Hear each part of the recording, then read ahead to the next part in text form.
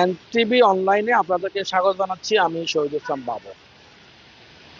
প্রিয় দর্শক, আপনারা জানেন চট্টগ্রামের সাতকানিয়া, লোহাগাড়া, বাঁশখালী, চন্দনাইশ সহ আরো বেশ কয়েকটি উপজেলায় বন্যার পানিতে প্লাবিত হয়েছে। চট্টগ্রাম বান্দরবান সড়কের উপর দিয়ে বন্যার পানি প্রবাহিত হওয়ায় এই সড়কে যে কোনো সময় যোগাযোগ বিচ্ছিন্ন হয়ে যেতে পারে।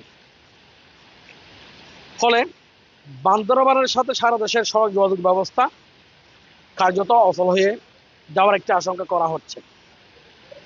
এর মধ্যে সাতকানিয়া উপজেলার বাজালিয়া, পুরানগড়, সদাহা, কেউচিয়া, চরতি, আমিলাই, সোনাকানিয়া, ডেমসা, পশ্চিম ডেমসা ও সাতকানিয়া পৌরসভা এলাকার বিস্তীর্ণ এলাকা এখন পানির নিচে তলিয়ে গেছে। সাতকানিয়া আদালতে পানি প্রবেশ করায় আদালতের কার্যক্রম বন্ধ হয়ে গেছে।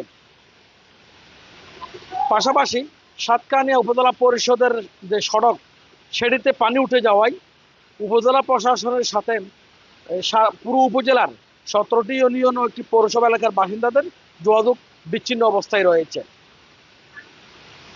সাতকানিয়া পৌরসভা এলাকার সাতকানিয়া কলেজের পূর্ব পাশে গোয়াজরপাড়া এলাকায় সড়কের উপর দিয়ে দ্রুত বেগে পানি প্রবাহিত হওয়ায় এই সড়কটিও যোগাযোগ বিচ্ছিন্ন অবস্থায় রয়েছে।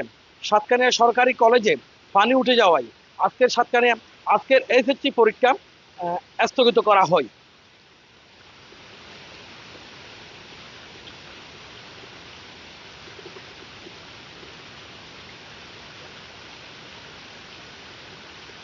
বন্যায় অনেক মানুষ এখন কার্যত পানিবন্দী অবস্থায় রয়েছে। তারা ঘরে রান্নাবান্না করতে না পারার কারণে অভুক্ত রয়েছে।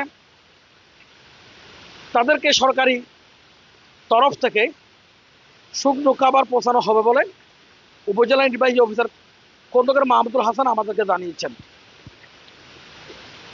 বন্যা ক্ষতিগ্রস্ত বাসিন্দারা বলেন, এখন আমাদের আদালতের পরিস্থিতি খুব ভয়াবহ। এখন এখানে পানি উঠে নথিপত্র সব ভিজে যাচ্ছে।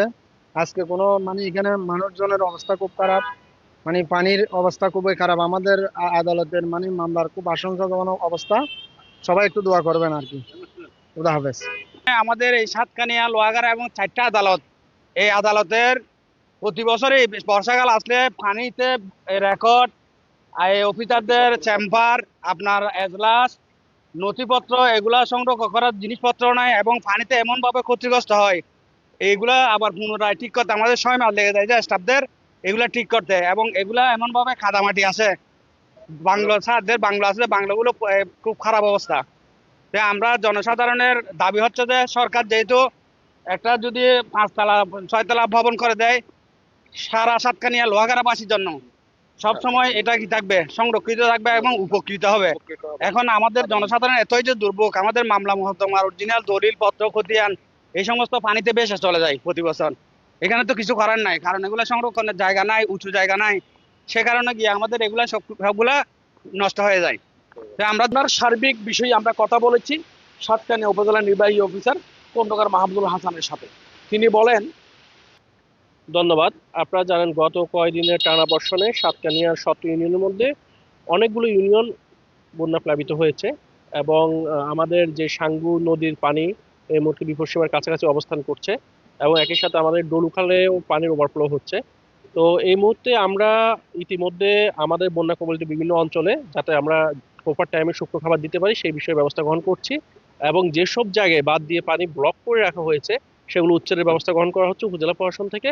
একই সাথে আমরা একটি কন্ট্রোল রুম খুলেছি যাতে 24 ঘন্টা যে কোনো প্রয়োজনে মানুষ আমাদেরকে পাশে পায় এবং আমরা চেষ্টা করব যাতে এই বন্যার কারণে কোনো মানুষ পানিবন্দী হয়ে কোনো রকম কষ্টের সম্মুখীন না হয় এবং আমরা চাই আমরা সকলে মিলে সম্মিলিতভাবে এই বন্যা যাতে মোকাবেলা করতে পারি।